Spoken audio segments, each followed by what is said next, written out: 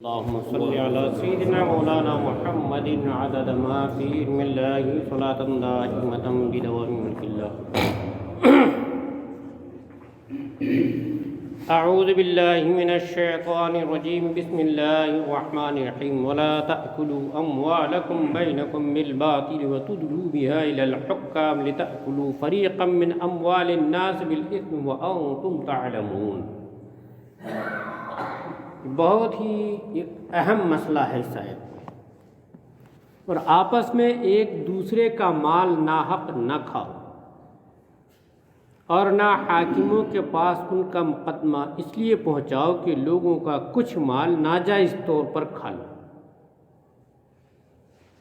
اس آیت میں باطل طور پر کسی کا مال کھانا حرام فرمایا گیا، چاہے وہ لوٹ کر، چھین کر، چوری کر کے، یا جوئے یا حرام تماشوں، حرام کام، حرام چیزوں کے بدلے، یا رشوت یا جھوٹی گواہی یا چغل خوری سے، یہ سب حرام ہے۔ مسئلہ اس سے معلوم ہوا کہ ناجائز فائدہ کے لیے کسی پر مقدمہ بنانا اور اس کو حاکموں تک لے جانا ناجائز و حرام ہے۔ اسی طرح اپنے فائدے کی غرض سے دوسرے کو نقصان پہنچانے کے لیے حکام پر اثر ڈالنا، رشوتیں دینا، یہ سب حرام ہے۔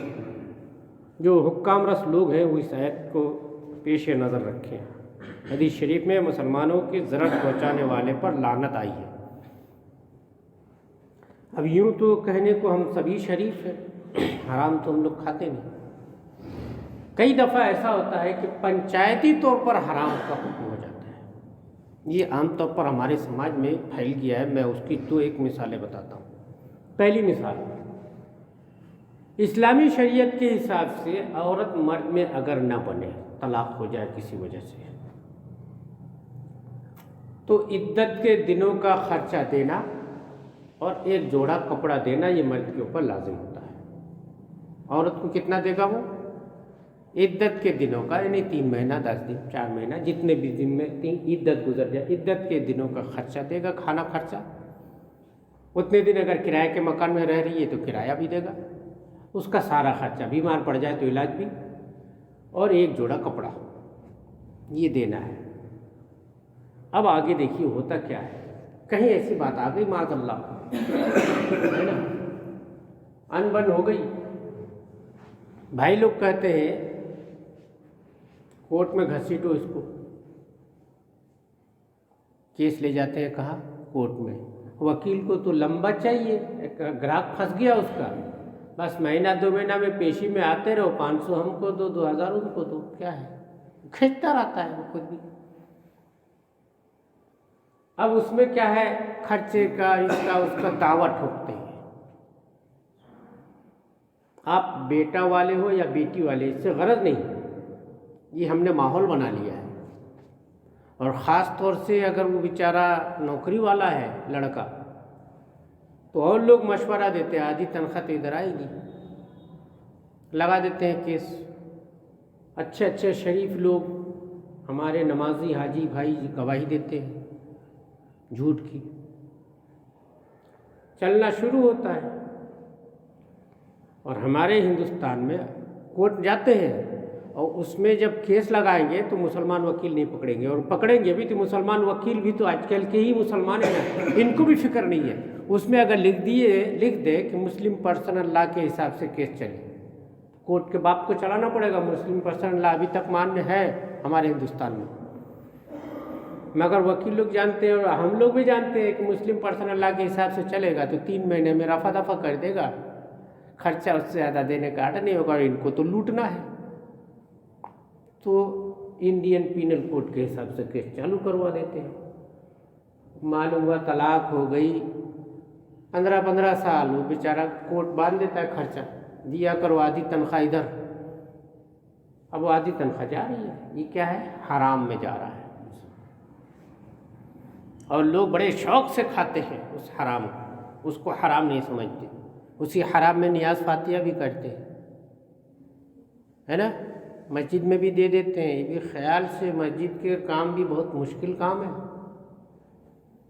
اسی میں سے مسجد میں بھی دے دیں گے، جبکہ وہ ٹوٹل شریعت کے حساب سے حرام ہے، وہ قرآن کے حساب سے 3 مہینے کے ہی حقدار ہیں آپ اگر طلاق دے دیا تو۔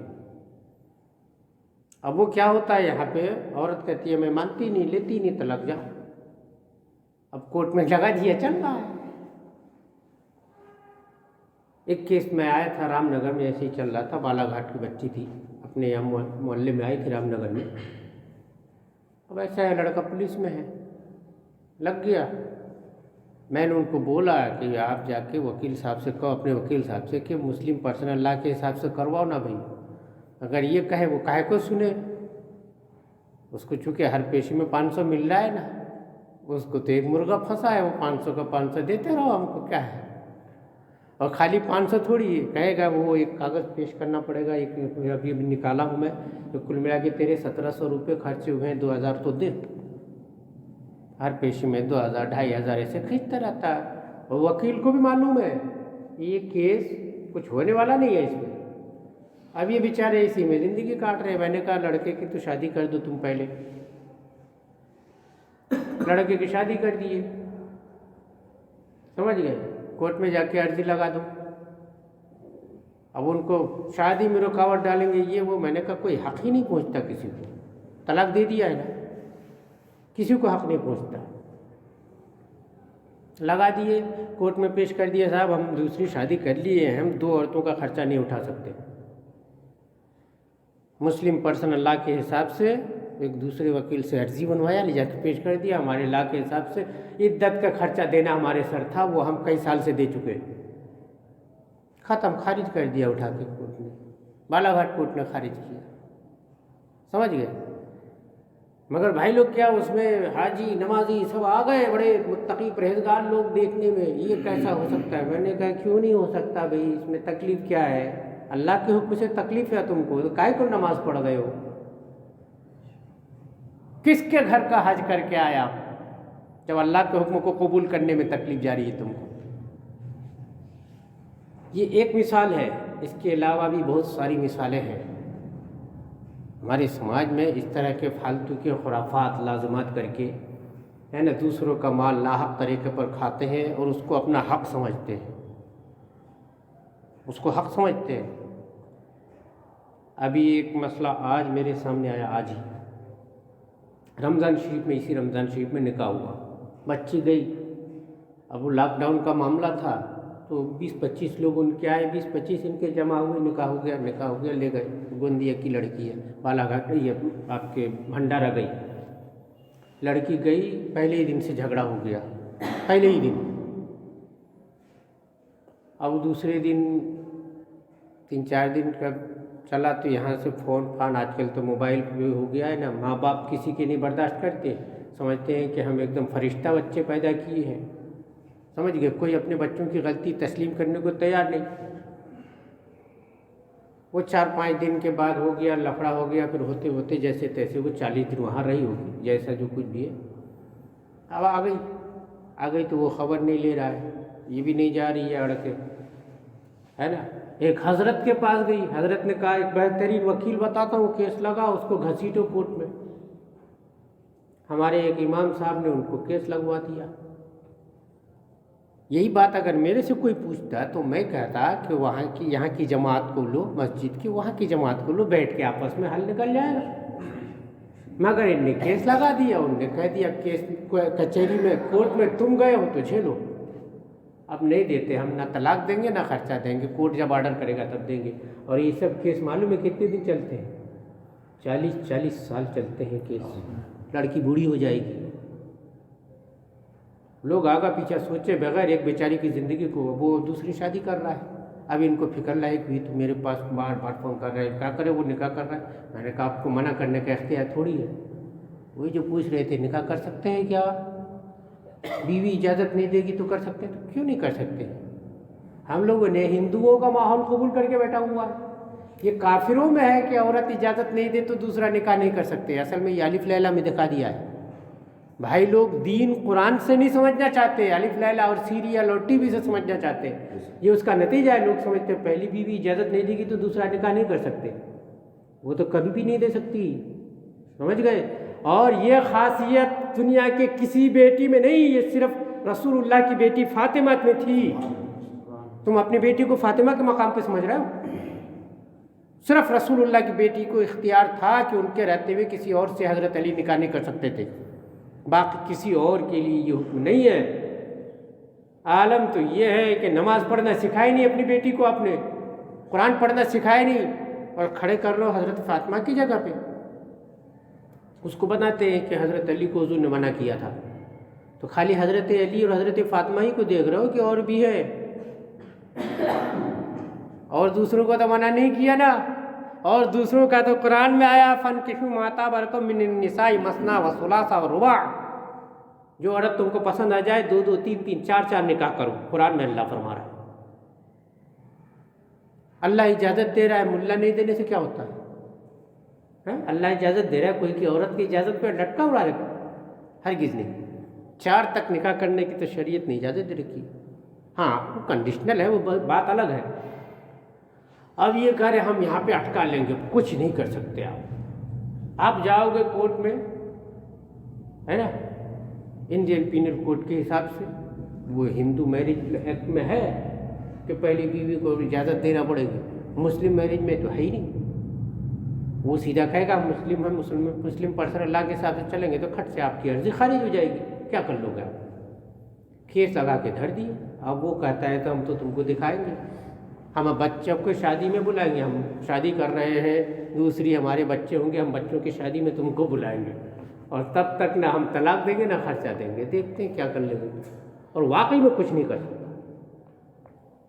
اب وہ کیا عرضی لگا دیا ہے کورٹ میں، اس نے جا کے لگا دیا ہے کہ جناب 3 طلاق قانون اور اپرادھ ہو گیا، اور میں اب تک اپنی زندگی میں کوئی اپرادھ کیا ہی نہیں، میں کیوں اپرادھ کرنے لگا، میں نہیں دیتا طلاق۔ لو ادھر سے بھی پھنسا ادھر سے بھی پھنسے، اور یہ ہمارے مولوی صاحب لوگوں نے ان کو مشورہ دیا، وکیل سے بھی بلکہ بات کروایا، اچھا وکیل ہے، اور یہ کیا خرافات جوتتے ہیں۔ ان کو بھی لگ گیا تھا ان کی تنخواہ آدھی ادھر آئے گی، سمجھ گئے؟ کائے کو دے گا، وہ تو کہہ رہا ہے میں طلاق ہی نہیں دیتا، آؤ میرے گھر رہو، مگر کرائے کے مکان میں تم کو الگ سے رہنا پڑے گا، میں دوسری شادی کر رہا ہوں، تم نے ہمارے اوپر کیس لگایا ہے، اب تو میں اپنے بستر میں نہیں ہوں، تم کورٹ میں ہم کو ذلیل کر سکتی ہو، تو ہمارے گھر میں رہو گی تو ہم کو زہر بھی دے سکتی ہو۔ اب یہ ہے عقل مندی آپ نے زیادہ دکھائی تو وہ بیوقوف ہے کیا؟ سماج کو سمجھنا چاہیے، یہ سب معاملات ہمارے آئلی معاملات اگر آپس میں بیٹھ کے حل کرنے تو یہ سب سے بہترین راستہ ہے، سمجھ گئے؟ مگر وہی ہے لوگوں کے دماغ میں آ گیا ہے کہ وہ کورٹ پہ خرچہ باندھ دیتی ہے، چلو کورٹ میں چلو خرچہ بندوا لیں گے، وہ حرام کھانے کی لت لگ گئی ہے، اور اس میں اچھے اچھے لوگ مشورہ دے دیتے ہیں۔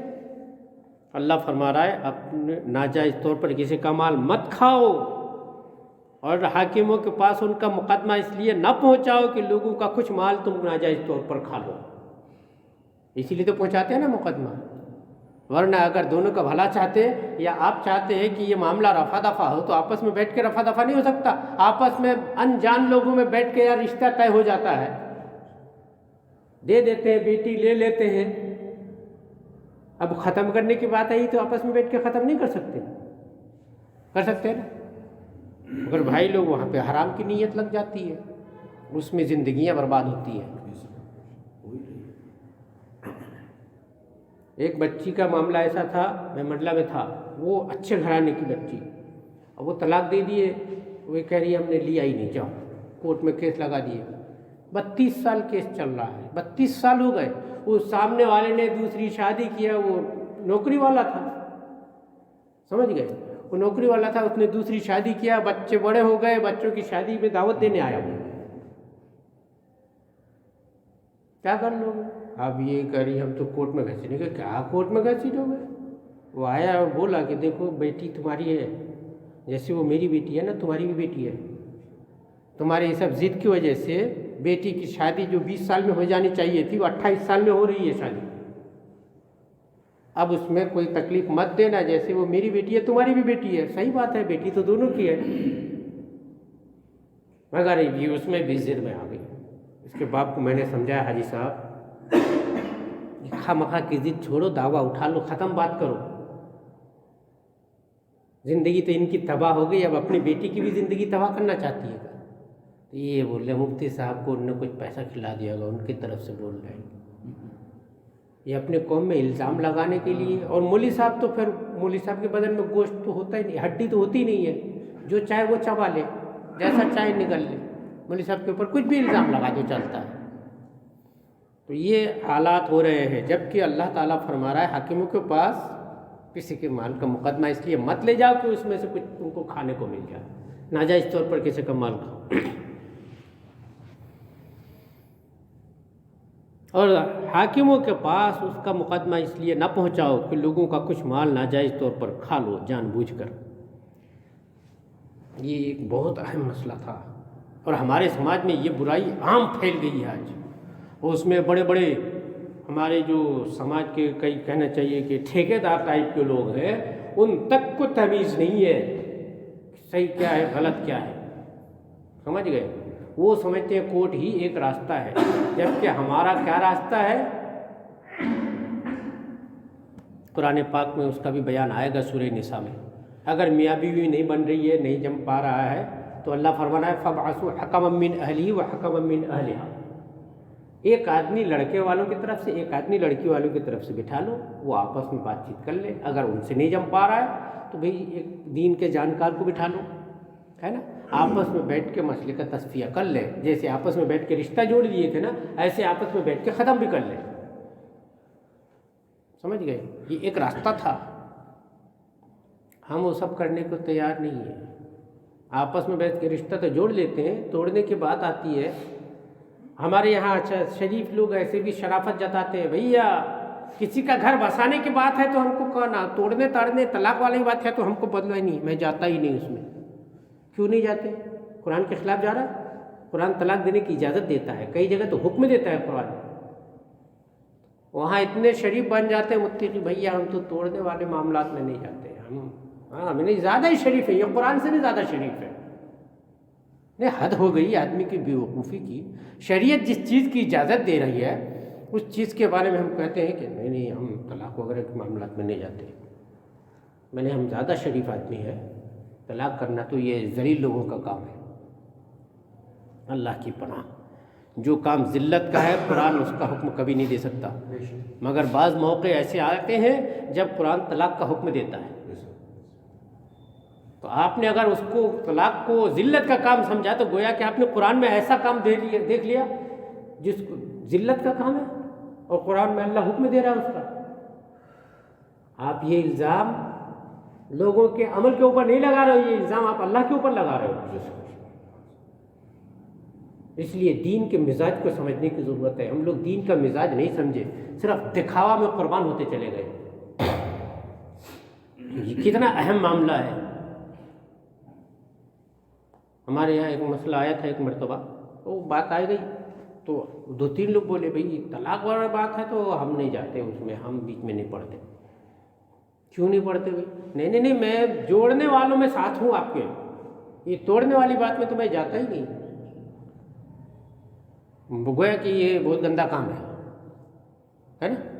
اتنے شریف بنتے ہیں، جس چیز کا قرآن میں حکم دیا گیا ہے، تم کو جوڑنے توڑنے سے کیا مطلب ہے؟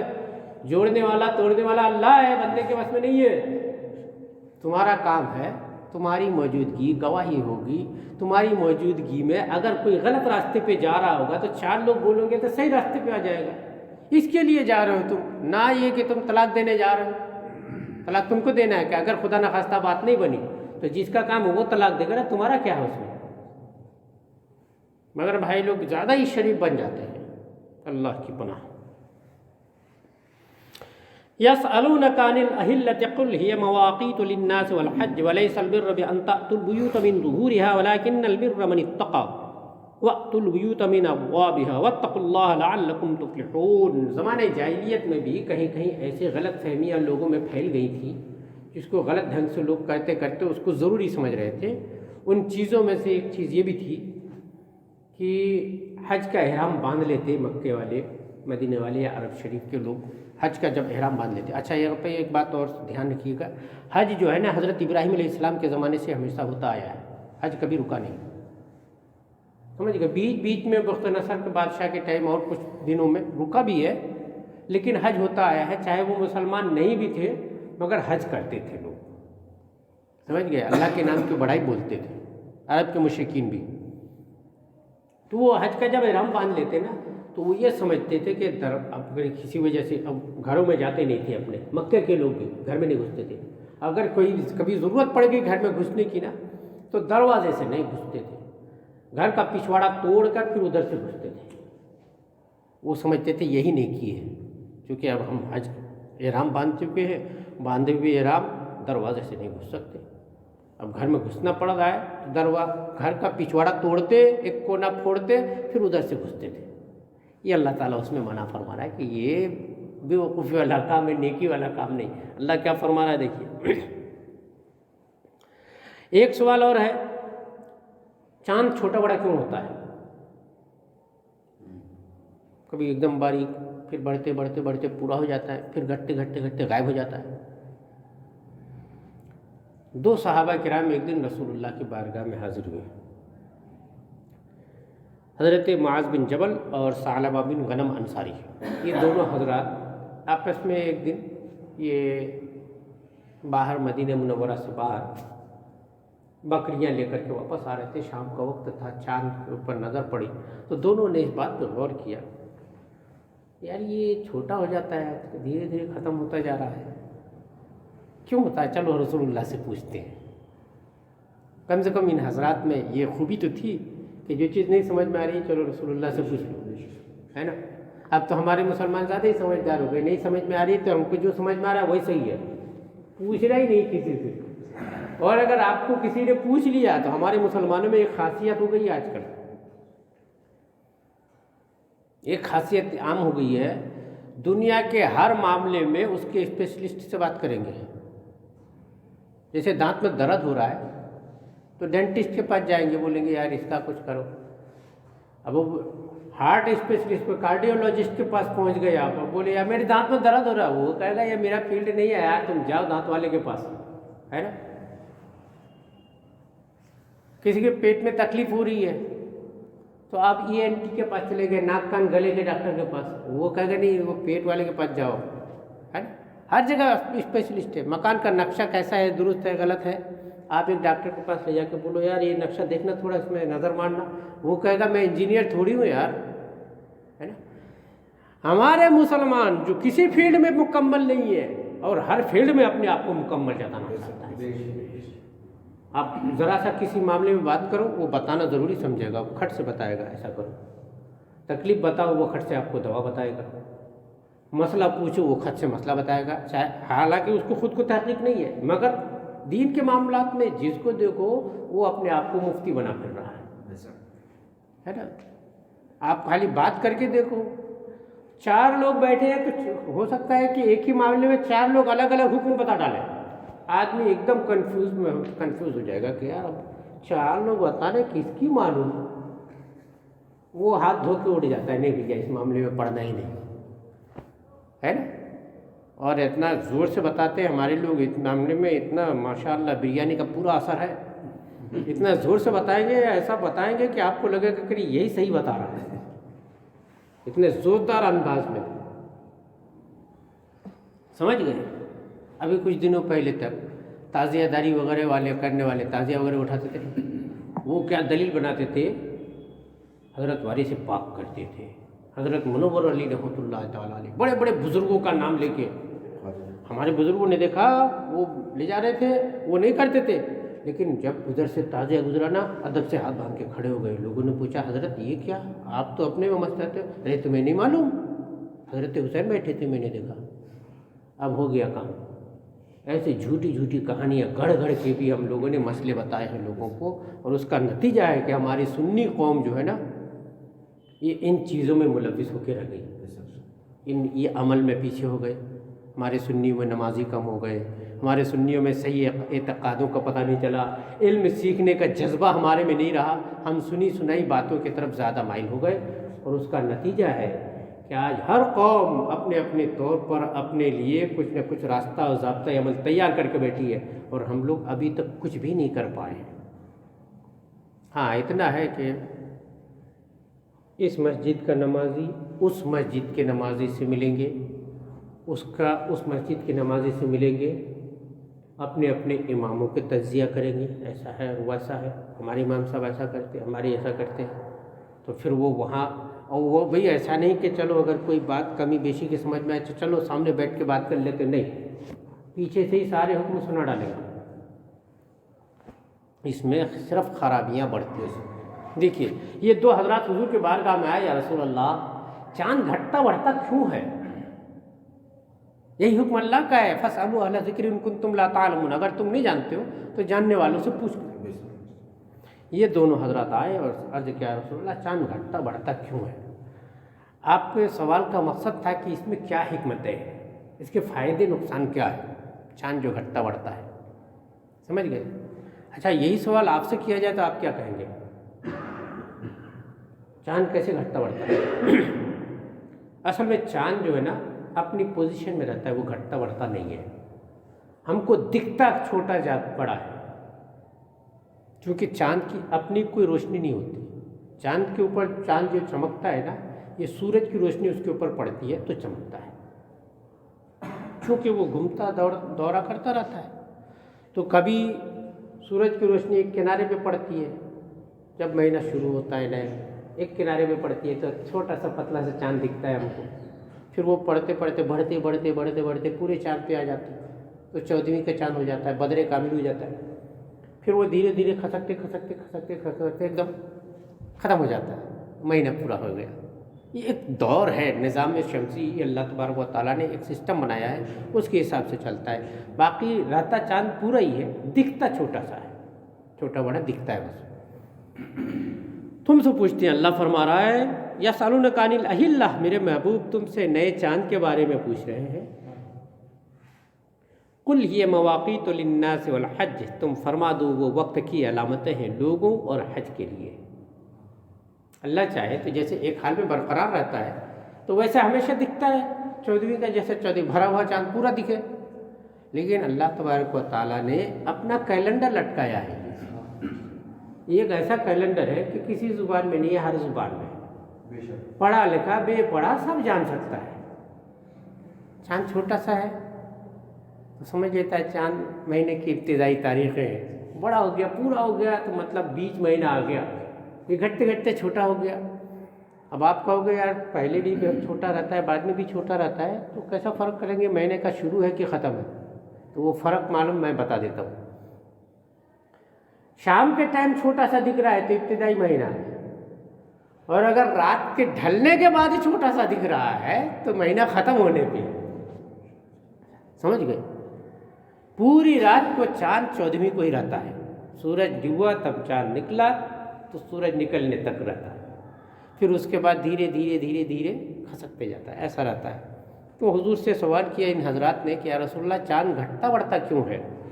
تو اللہ نے فرمایا میرے محبوب آپ ان کو بتا دو کہ یہ وقت کی علامتیں ہیں لوگوں اور حج کے لیے۔ چاند کے گھٹنے بڑھنے کے فائدے اللہ تعالیٰ نے بیان فرمائے کہ یہ وقت کی علامتیں ہیں، اور آدمیوں کے ہزاروں کام دینی اور دنیاوی اس سے متعلق ہے، کھیتی کسانی، لین دین، تجارت کے معاملات، روزے اور عید کے اوقات، عورتوں کی عدتیں، حیض کے دن، حمل اور دودھ پلانے کی مدتیں، دودھ چھڑانے کا وقت، حج کے اوقات، سب اسی سے معلوم ہوتے ہیں۔ ایک سوال جو بار بار لوگ کرتے ہیں کہ کیا اللہ پاک اس پر قادر نہیں تھا، یا اللہ پاک ایسا نہیں کر سکتا تھا کہ چلو جیسے دن میں 5 نمازیں ہیں ویسے سال میں 2 عیدیں انگریزی تاریخ کے حساب سے طے کر دیتا، سمجھ گئے؟ یہ ہو سکتا تھا نا کہ چلو فروری کا مہینہ ہمیشہ روزہ رکھو، یہ کر سکتا تھا نا، مگر اللہ تبارک و تعالیٰ نے یہ چیزیں رکھی چاند کے اوپر، کیونکہ دنیا کا کیلنڈر انسان کا بنایا ہوا ہے، یہ بدل سکتا ہے، جیسے 4 سال کے بعد فروری 29 کی ہو جاتی ہے، انسان کا بنایا ہے نا، اس میں کمی ہے۔ اللہ پاک نے ایسا کیلنڈر لگایا، پڑھا لکھا ہو بے پڑھا ہو، جانکار ہو نہیں جانکار ہو، وہ انڈیا کا ہو کہ افریقہ کا ہو، سب پڑھ دے گا، وہ ایسا کیلنڈر لگا دیا اللہ تبارک و تعالیٰ نے، اور اپنے احکام کو اس کیلنڈر کے اوپر سے چالو کیا ہے نا۔ عید بقرعید رمضان حج وغیرہ تمام معاملات کو چاند کے اوپر سے رکھا. چاند کی تاریخیں دیکھ لو. میاں پڑھے لکھے ہو کوئی مطلب نہیں پڑھے ہو کوئی مطلب نہیں, یہ تاریخ سب دیکھ سکتے ہو.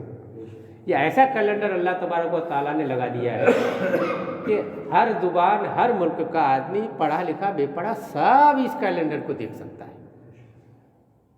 سمجھ گئے؟ باقی اس میں کوئی دھوکہ بھی نہیں کر سکتا ہے نا. چاند نکلا ہی نہیں, کوئی کہہ سکتا ہے کہ آج چاند کی 5 تاریخ ہے؟ نہیں. حج شروع ہو جاتا ہے 7 تاریخ سے 8 تاریخ سے, ہے نا. ذی الحجہ کی 7-8 تاریخ سے کوئی کہہ سکتا ہے کہ آپ چلو حج کا مہینہ آ گیا, 7 تاریخ ہو گئی, حج کر لو, عمرہ کر لو, طواف کر لو. کیا بات کر رہے ہو یار, چاند ابھی نکلا نہیں, ذی الحجہ کا بات کر رہے ہو, ہے نا. اور اگر یہی کام آپ کے بنائے ہوئے کیلنڈر کے اوپر دھر دیا جاتا تو آپ تو فکس کر ڈالتے. معلوم ہے کسی سے حال بول دیے, جیسے پہلے زمانے میں لوگ کرتے تھے, نسی کرتے تھے. انما النسی زیادۃ فی الکفر, قرآن میں فرمایا نسی یعنی مہینے کا آگے پیچھے کرنا یہ کفر میں زیادتی ہے. ہمارے ہندوستان میں بھی ہوتا ہے نسی, معلوم ہے. 6 سال کے بعد 1 سال 13 مہینے کا ہوتا ہے ان کا, معلوم ہے. اس کو من ماس بولتے ہیں, 1 مہینہ گنتے ہی نہیں. ہندی کیلنڈر میں, ہندی پنچانگ کا کیلنڈر جو چلتا ہے نا, اس میں 6 سال کے بعد 1 سال کیا کرتے ہیں, 13 مہینے کا سال ہوتا ہے. تو 13 مہینے کا نہیں, اس کو 12 ہی بولتے ہیں اور 1 مہینہ گنتی میں نہیں لیتے, بولتے ہیں یہ بوڑھا مہینہ ہے, اس کو مت گنو. انسان کے ہاتھ میں تو گڑبڑی کرے گا. اس لیے اللہ تبارک و تعالیٰ نے جو اپنے احکام دیے ہیں وہ اپنے ہاتھ میں رکھے, تم کچھ بھی نہیں کر سکتے. کسی کے بس میں نہیں ہے کہ چاند نکال دے یا بند کر دے, نہ نکالے. اللہ تبارک و تعالیٰ نے اپنے احکام کو ایسے مضبوط بنیادوں پر رکھا ہے, کسی کی مجال نہیں ہے کہ اس میں رد و بدل کر سکے. اور اسی لیے دنیا والے اس میں خرافات ڈالنے کی کوششوں میں لگے ہیں. ٹی وی میں دکھا دیے چاند دکھ گیا, پچھلے سال کے چاند کی ویڈیو بنا کے رکھ لیا مان لو, اب کی سال دکھا رہا ہے. یا شب برات کی ویڈیو بنا کے رکھ لیا چاند نکلتے ہوئے, وہ رمضان میں دکھا رہا ہے. آپ کو کیا پتا کب کی ہے؟ پتا کر سکتے ہیں کیا آپ؟ دکھا کے بول دیا ہاں ہمارے شہر میں چاند ہو گیا ابھی. اس لیے ہمارے بزرگوں نے فرمایا نہیں, نہ ہم ٹی وی پہ, نہ تار پہ, نہ ریڈیو پہ, نہ خبر پہ کسی پر اعتبار نہیں کریں گے. ہم کو چاند دیکھنے کا حکم ہم دیکھیں گے, یا ہم کو شریعت کے مطابق شہادت ملے گی تب مانیں گے. سمجھ گئے؟ اللہ تبارک و تعالیٰ کا اصول طے شدہ ہے. کوئی اس میں انسان کے ہاتھ میں کچھ رکھا نہیں ہے کہ تم اپنے ہاتھ سے چال بازی کر لو. تم سے نئے چاند کے بارے میں پوچھتے ہیں, تم فرما دو وہ وقت کی علامتیں ہیں لوگوں اور حج کے لیے, اور یہ کچھ بھلائی نہیں ہے کہ گھروں میں پچھیت توڑ کر کے آؤ. ہاں یہ اس کو نیکی مت شمار کرو. یہ کچھ بھلائی نہیں ہے کہ گھروں میں پچھیت توڑ کر آؤ. ہاں بھلائی تو پرہیزگاری میں ہے. بھلائی کیا ہے؟ پرہیزگاری کرو, یہ بھلائی ہے. نہ یہ کہ گھر کا پچھواڑا توڑ دیے اور آ گئے تو بتا رہے ہو بہت بڑا بھلا کام کر لیے. یہ بھلائی نہیں ہے. یہ اس زمانے کے ان لوگوں کو اگرچہ بالمشافت ڈائریکٹ کہا گیا, اور یہ ہم کو بھی ہے حکم کہ جس چیز کو شریعت نے معمور نہیں فرمایا, یا شریعت کی طرف سے جس چیز کو کرنے کا حکم نہیں آیا, اس کو کر کے اپنے آپ کو یہ سمجھنا نہیں کہ بہت بڑا بھلا کام کر لیے, ہاں بہت بڑا تیر مار لیا ہم نے. یہ نہیں ہے. سمجھ گئے؟ اور گھروں میں دروازوں سے آؤ. اللہ فرما رہا ہے اگر ضرورت پڑ جائے, تم حالت احرام میں ہو, گھر میں گھسنا پڑے تو دروازوں سے ہی گھسو, دیوار توڑ کے گھسنے کی ضرورت نہیں ہے.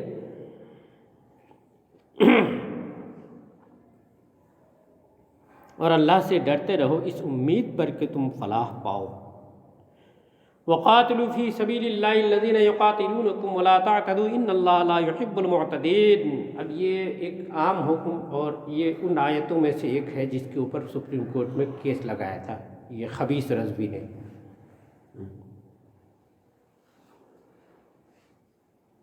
کچھ لوگوں کا یہ اعتراض ہے آگا پیچھا نہ جانے بغیر, ماحول نہ سمجھے بغیر, کہ قرآن میں تو قاتلو مشرکین کو کاٹو, ان کو قتل کرو کہتا ہے قرآن. یہ دیکھو فساد پھیلانے کی کتاب. ہمارے بھائی لوگوں کو ترجمہ آیت پڑھ کے بتاتے ہیں تو کئی لوگ بولتے ہیں ہاں یار آیت تو بتا رہا ہے وہ, اس میں لکھا ہے پتا نہیں اللہ پاک نے ایسا کافروں کو کاٹنے کا کہہ دیا ہے، آگا پیچھے سمجھتے نہیں۔ اس کے پیچھے کا راز سنیے۔ سن 6 ہجری میں رسول اللہ صلی اللہ تعالیٰ علیہ وسلم نے خواب دیکھا کہ آپ اپنے اصحاب کے ساتھ عمرہ کرنے کے لیے گئے، کہاں؟ مکہ گئے ہیں، جا رہے ہیں۔ اور نبی کا خواب چونکہ وحی الہی ہوتا ہے، تو جس دن آپ نے یہ خواب دیکھا، نماز فجر کے بعد جیسا عادت کریمہ تھی لوگوں کی طرف متوجہ ہوئے، ارشاد فرمایا کہ مجھے میرے رب نے عمرہ کے لیے حکم فرمایا ہے، میں نے ایسا خواب دیکھا ہے تو میں جا رہا ہوں عمرہ کرنے۔ تو صحابہ اور ان میں سے کافی حضرات وہ تھے جو مکہ سے ظلم و ستم کے ساتھ نکالے گئے تھے، وہ تو تمنا کرتے تھے کب مکہ جائیں گے اور اپنا شہر دیکھیں گے، اللہ کا گھر دیکھیں گے، کب اپنے گھر کو دیکھیں گے، کیونکہ ان حضرات کے گھر تھے نا مکے میں، یہ تو دین کے خاطر مکہ کو چھوڑ کے ان کو نکلنا پڑا تھا، ظلم ستم برداشت کر کے جب تک رہ سکے تو رہے، جب برداشت سے باہر ہو گیا تو اللہ نے اجازت دی اور یہ ہجرت کر کے مدینہ گئے۔ تو ان کی تو تمنا جاگ اٹھی سرکار نے جب یہ فرمایا، اور پھر امیدیں بھی لگ گئیں کہ جب اللہ نے اجازت دے دی تو اب تو ہم جائیں گے، تو سب ساتھ میں چلنے کو تیار ہو گئے۔ تو سرکار جب چلے تو 1400 صحابہ کرام عمرہ کرنے کی نیت سے چلے، اور ادھر مکے میں ابلیس نے ہوا پھیلا دیا، اور مدینہ منورہ سے منافقین نے مکے میں خبر پہنچا دی کہ محمد آ رہے ہیں۔ منافقین تھے نا، یہ مدینہ کے منافقین نے مکہ والوں کو خبر کر دی کہ محمد آ رہے ہیں، اپنے لوگوں کو لے کے مکہ والوں سمجھ جانا، اب ان کے پاس بہت سے لوگ ہو گئے۔ تو وہ لوگ لشکر لے کے تیار ہو گئے مکے والے، حدیبیہ کے مقام پہ آ کے ان لوگوں نے گھیر لیا، حضور کو آگے نہیں بڑھنے دیا، وہاں کئی دنوں تک چلتا رہا معاملہ۔ بہرحال آخر میں یہ طے ہوا، صلح ہوا، اس کو صلح حدیبیہ کے نام سے جانا جاتا ہے۔ وہاں پہ صلح ہوا، اس صلح میں ظاہری طور پر جو شرطیں تھیں، ظاہری طور پر اسلام اور مسلمانوں کو بے عزتی والی شرطیں قبول کرنی پڑی تھی، اور حضور نے قبول کر لیا تھا خوشی دلی سے۔ حضرت عمر وغیرہ سے تو برداشت ہی نہیں ہو رہا تھا، اپنا منہ پیٹ پیٹ کے رو رہے تھے حضرت عمر، یہاں تک کہ حضور کے پاس حضور کے کسی حکم کے کبھی خلاف ورزی یا حضور کے کسی معاملے میں سوال نہیں اٹھائے، اس معاملے میں حضرت عمر سوال کرنے چلے گئے، رسول اللہ کیا آپ اللہ کے برحق رسول نہیں ہیں؟ حضور نے فرمایا بے شک میں اللہ کا برحق رسول ہوں۔ پھر حضرت عمر نے کہا کیا اسلام اللہ کا سچا دین نہیں ہے؟ حضور نے فرمایا بے شک اسلام اللہ کا سچا دین ہے۔ تو کیا آپ کو اللہ تبارک و تعالیٰ نے خواب میں عمرہ کرتے نہیں دکھایا؟ بے شک اللہ نے دکھایا۔ جب سب اللہ کی طرف سے حق ہے تو پھر ان کافروں کے سامنے ہم کیوں اس ذلت کو قبول کر رہے ہیں؟ اس وقت حضور نے فرمایا ابو بکر اپنے دوست کو سمجھاؤ۔ حضرت ابو بکر حضرت عمر کو ایک طرف لے گئے، بولے دیکھو عمر، جتنا ہم مانتے ہیں نا، ہم سے زیادہ ہمارے رسول سمجھتے ہیں، انہوں نے اگر یہ شرطیں قبول کر لی ہیں تو کچھ نہ کچھ ضرور بھلائی ہے، مان لو۔ حضرت عمر دہاڑے مار مار کر کے روئے تھے، اتنی بلند آواز سے روئے تھے جیسے کسی کا جوان بیٹا مر جائے۔ حضرت عمر ایسا روئے تھے، ان کے رونے سے اور صحابہ کرام کی آنکھوں میں آنسو آ گئے، برداشت نہیں کر پا رہے تھے لوگ، مگر حضور نے قبول کیا، وہ صلح نامہ ہوا، اور اس صلح کے بعد یہ حضرات چلے گئے واپس۔ صلح میں یہ تھا کہ اگلے سال اسی ذی القعدہ کے مہینے میں مسلمان حضور کے ساتھ جتنے لوگ تھے وہ آئیں گے، 3 دنوں تک مکے میں رہیں گے، مکے والے کچھ بھی نہیں کہیں گے، 3 دنوں تک یہ مکے میں داخل ہو کے عبادت کریں گے اور اپنے طور پر عمرہ ادا کریں گے، عمرۃ القضاء چلے جائیں گے۔ مگر اس میں یہ لوگوں نے شرط لگا دی تھی کہ آپ آئیں گے مگر ہتھیار نہیں رکھیں گے اپنے ساتھ۔ حضور نے یہ شرط بھی قبول کر لی تھی۔ اب جب اگلا سال آیا تو یہاں پہ پہلے زمانے کے قانون کو سمجھ لیجیے۔ قانون یہ تھا حرم شریف میں لڑائی حرام ہے، پرانے زمانے سے لڑائی نہیں ہوتی، احرام کی حالت میں آپ لڑ بھی نہیں سکتے، مکھی اور مچھر کو نہیں مار سکتے تو آدمی کو کیا مار سکیں گے، یہ سب۔ اوپر سے کافروں کی یہ شرط لگی ہوئی تھی کہ آپ لوگ ہتھیار لے کے نہیں آئیں گے، یہ سب باتیں تھیں۔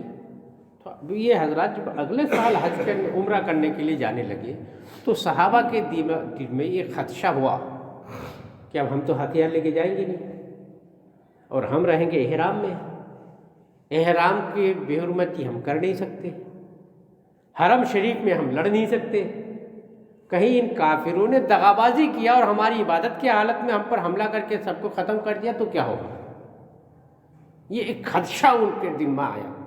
اس خدشے کو لے کر کے حضور کی بارگاہ میں کچھ حساب پہنچے، یا رسول اللہ ہمیں حرم میں لڑنے کی اجازت نہیں ہے، ہتھیار بھی ہم لے جا نہیں سکتے، احرام باندھے رہیں گے تو ہم کچھ کر بھی نہیں سکتے، تو ہم تو اس صورت میں کافروں کا آسان لقمہ بننے جا رہے ہیں.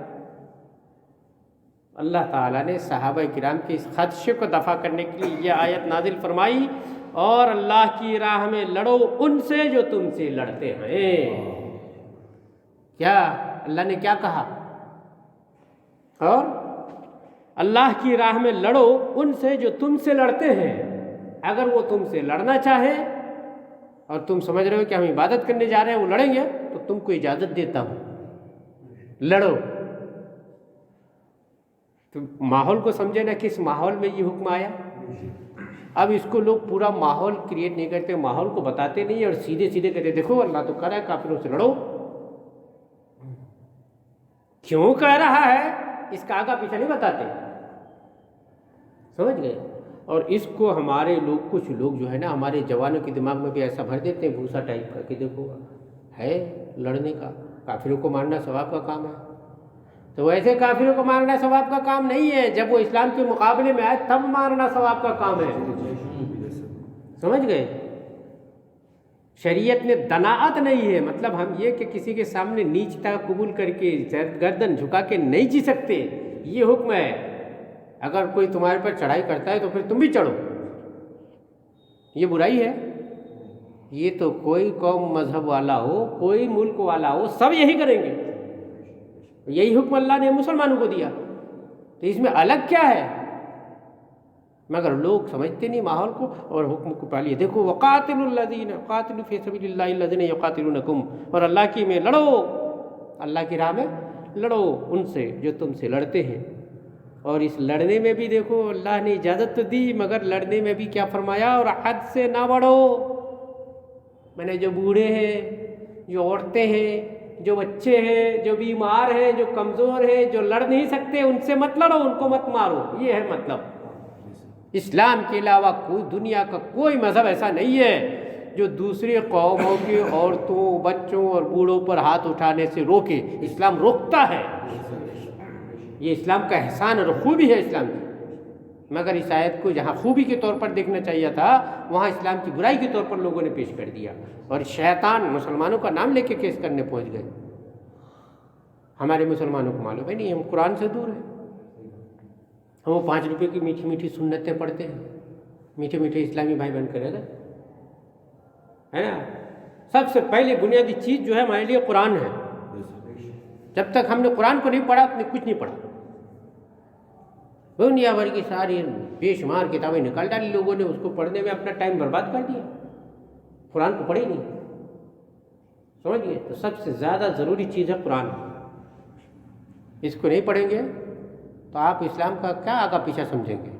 اسلام کا مزاج کیا جانیں گے آپ؟ اسلام تو قرآن میں ہے، اور قرآن کو سمجھنے کے لیے حدیث کا سہارا لینا ضروری ہے. تو اسلام قرآن اور حدیث میں ہے، اور ہم لوگوں نے قرآن اور حدیث دونوں چیزیں چھوڑ رکھی ہیں. وہ ایکسٹرا کہیں تو 10 بیویوں کی کہانیوں میں مصروف ہے ہمارے یہاں کی خواتین، کہیں جناب سیدہ کی کہانیاں، کہیں 16 سیدوں کی کہانیاں، یہ کہانیوں میں چلے گئے. قرآن میں آؤ، قرآن میں بھی کہانیاں ہیں. اس میں کہانیاں نہیں، واقعات ہیں، سچائیاں. کہانی اور واقعہ میں فرق کیا ہے؟ کہانی وہ جو لوگوں کے کہنے سننے میں آئی، اور واقعہ جو حقیقت میں جو ہوا، یعنی سچائی کا بیان قرآن میں ہے. ہم اس کو چھوڑ کے جو کہا سنی میں چلے گئے، ہے نا. اب تک تو اللہ کا کرم ہے، اب دھیرے دھیرے ہمارے یہاں سنی میں خواتین تھوڑے بہت بیدار ہو رہی ہے، کچھ عالمہ لوگ پیدا ہو گئی ہیں. یہ اگر حالانکہ تھوڑی محنت کریں، ان کو محنت کی ضرورت ہے. شہر میں جو بھی عالمہ ہے، ماحول بنانے کی ضرورت ہے. ہمارے یہاں خواتین جو ہے نا، یہ اب تک کہانیوں میں ہی مصروف رہی ہیں. سمجھ گئے. آپ اس کہانیوں کا ہی نتیجہ دیکھیے. حضرت امام جعفر صادق رضی اللہ تعالیٰ عنہ کی جو فاتحہ کرتے ہیں، ہے نا، کنڈ شریف کی فاتحہ، کتنا زیادہ اہتمام اس کا کرتے ہیں؟ کیا اتنا اہتمام رسول اللہ کی فاتحہ کا کرتے ہیں؟ کرتے ہیں؟ سچی بتائیے. تو آپ کیا سمجھتے ہیں امام جعفر صادق کی فاتحہ کا مرتبہ رسول اللہ کی فاتحہ سے بھی بڑا ہو گیا کیا؟ مگر وہ کیوں؟ وہ کہانیوں میں ویسا اس کا رنگ چوکھا کر کے دکھایا گیا، خواتین نے کہا نہیں یہی اصل ہے. اور حضور کی فاتحہ کے لیے رنگ چوکھا کر کے کوئی بتانے والا نہیں ملا تو توجہ بھی نہیں ہے نا. امام جعفر صادق کے والد صاحب کا نام کیا ہے؟ امام باقر. ان کی کرتے ہیں فاتحہ؟ نہیں. اچھا ان کے والد صاحب کا نام کیا ہے؟ ہاں کرتے ان کی؟ نہیں کرتے. ان کے والد صاحب امام حسین، ان کی کرتے ہیں، مگر ان کی فاتحہ کیسی کرتے ہیں؟ دوسروں سے سیکھ کر کے. نہیں، فاتحہ جو طریقہ ہے تو یہ ہماری قوم میں یہ کہانیوں کا اثر ہے. اسلام رونے گانے کہانیوں کا نام نہیں ہے، سچائی کا نام ہے. سب سے بنیادی چیز ہمارے لیے کتاب قرآن ہے. وَقَاتِلُوا فی سبیل اللہ الذین یقاتلونکم ولا تعتدوا ان اللہ لا یحب المعتدین. اور اللہ کی میں لڑو، اللہ کی راہ میں لڑو ان سے جو تم سے لڑتے ہیں، اور حد سے نہ بڑھو. اللہ پسند نہیں رکھتا حد سے بڑھنے والوں کو. نہیں، لڑنے کی اجازت تو دی لیکن تاکید فرما دیا حد سے نہیں بڑھنا. حد سے نہیں بڑھنے کا مطلب اگر وہ حرم میں تم سے لڑتے ہیں تو تم بھی حرم میں لڑو. اگر نہیں لڑتے ہیں تو تم زبردستی لڑائی مت چھیڑ دو. اگر وہ لڑنے پہ اتارو ہوتے ہیں تو لڑو، اجازت ہے نا. اور پھر لڑو بھی تو جو لڑنے لائق ہے ان سے لڑو، ہے نا. جو بوڑھے ہیں، ناچار پڑے ہیں، مریض لوگ ہیں، جو بچے ہیں، جو عورتیں ہیں، وہ کیا لڑیں گے؟ تو تم بھی ان کے اوپر ہاتھ مت اٹھاؤ. یہ حد سے مت بڑھو. اللہ حد سے بڑھنے والوں کو پسند نہیں فرماتا. یہ صرف اسلام کی تعلیم ہے. باقی اور کسی قوم نے یہ نہیں سکھایا کہ لڑنے جاؤ تو دشمن قوم کے بچوں کو نہیں مارنا، عورتوں کو نہیں مارنا. سمجھ گئے؟ یا آج جو ہم مسلمانوں کو ان آیتوں کو لے کے مسلمانوں کے اوپر اعتراض کرتے ہیں نا، ان کے ہاتھ مسلمانوں کی عورتوں، بچوں، بوڑھوں کے خون سے رنگے ہوئے ہیں. انہوں نے مسلمانوں کے ساتھ کون سا ظلم باقی رکھا ہے؟ ہر طرح کا ظلم کیا ہے. بچوں کو مارے ہیں، عورتوں کو مارے ہیں، بوڑھوں کو مارے ہیں جو بھاگ نہیں سکتے، چل نہیں سکتے، مریضوں کو مارے ہیں. سب طرح سے تباہ کیے مسلمانوں. اللہ پناہ میں رکھے. وَاقْتُلُوهُمْ حَيْثُ ثَقِفْتُمُوهُمْ وَأَخْرِجُوهُمْ مِنْ حَيْثُ أَخْرَجُوكُمْ وَالْفِتْنَةُ أَشَدُّ مِنَ الْقَتْلِ وَلَا تُقَاتِلُوهُمْ عِنْدَ الْمَسْجِدِ الْحَرَامِ حَتَّى يُقَاتِلُوكُمْ فِيهِ فَإِنْ قَاتَلُوكُمْ فَاقْتُلُوهُمْ كَذَلِكَ جَزَاءُ الْكَافِرِينَ. اللہ دیکھیے، اللہ اجازت فرما رہا. کافروں کو جہاں پاؤ مارو. یہاں پہ جو جہاں پاؤ مارو کا مطلب ہے اس کو لوگ کیا بتاتے ہیں؟ دیکھو جہاں کہیں کوئی کافر دکھ جائے اس کو مارو، ایسا کرا ہے. حالانکہ یہ کس سندر میں آئی ہے، کس پس منظر میں آیت نازل ہوئی؟ یعنی حرم شریف کے اندر تم کو ملے مارتے ہوئے لڑتے ہوئے تو وہاں بھی مارو، حرم کے باہر ملے لڑتے ہوئے مارتے ہوئے تو وہاں بھی مارو. یہ کہنے کا مطلب نہ یہ کہ ہندوستان، پاکستان، افغانستان میں کہیں بھی پارو مارو. آیت کا یہ مطلب ہے ہی نہیں. یہ فسادی لوگ قرآن میں فساد ڈالنے کے لیے، مسلمانوں کو تاریخ کو بدنام کرنے کے لیے اس طرح سے کہتے ہیں جہاں پاؤ مارو کہتا ہے یار قرآن. تو یہ ان کو کہا گیا ہے جن کو خدشہ تھا کہ جیسے حدیبیہ کے مقام میں پچھلے سال روک لیے تھے، اب اگر ہو سکتا ہے حرم سے باہر تمہارا راستہ روک کے کھڑے ہو جائے تو مارو. حرم شریف میں پہنچ جاؤ، وہاں روکنا چاہیں تو وہاں مارو. یہ ہے فرمانے کا مقصد. یہ مقصد نہیں ہے کہ دنیا کے کونے کونے میں جہاں پاؤ کافروں کو مارتے پھرو. اسلام پوری دنیا کی اصلاح چاہتا ہے، فساد نہیں چاہتا. اور دیکھیے اللہ کا آگے فرما رہا ہے، اور کافروں کو جہاں پاؤ مارو اور انہیں نکال دو جہاں سے انہوں نے تمہیں نکالا تھا. کہاں سے نکالا تھا مسلمانوں؟ مکہ مکرمہ سے نکالے تھے نا. اللہ فرما رہا ہے اگر وہ لڑنے پہ آ جائے تو نکال دو ان کو مکہ سے. تو یہ کوئی غلط بات ہے؟ مسلمانوں کو گھروں سے نکال کے ان کے گھروں پہ قبضہ کر لیے. اب تمہارے پاس طاقت ہے، اللہ نے تمہارے ساتھ ہے، اب تم جاؤ. اگر وہ لڑائی شروع کرتے ہیں تو پھر تم بھی ان کو نکال کے باہر کرو. یہ اللہ نے حکم دیا ہے. اور پھر وَالْفِتْنَةُ أَشَدُّ مِنَ الْقَتْلِ، اور ان کا فساد تو قتل سے بھی سخت تر ہے. یہ فسادی اتنے ہیں کہ ان کا فساد قتل سے بھی زیادہ سخت ہے. کیسا تھا؟ مسلمانوں کے بچوں کو مارتے تھے، عورتوں کو مارتے تھے. حضرت سمیہ کے ساتھ کیا کیا انہوں نے؟ حضرت زنیرہ کے ساتھ کیا کیا انہوں نے؟ حضرت سمیہ عمار بن یاسر کی والدہ، ان کے 2 پاؤں میں 2 رسیاں باندھ کے 4 گھوڑے باندھ کر کے پھاڑ دیا ان کو. کوئی معمولی ظلم ہے؟ گناہ کیا تھا؟ گناہ یہ تھا کہ رسول اللہ کو سچا مانتی تھی، اسلام کو دین قبول کر لیا تھا انہوں نے، صرف کمزور مسلمان تھے، غریب تھے اور اسلام کو قبول کیا تھا، تو یہ کیا تم نے. اس کے جواب میں اگر مسلمانوں کو اللہ فرما رہا ہے کہ تم بھی مارو ان کو، غلط ہے. ان کا فساد تو قتل سے بھی سخت تر ہے.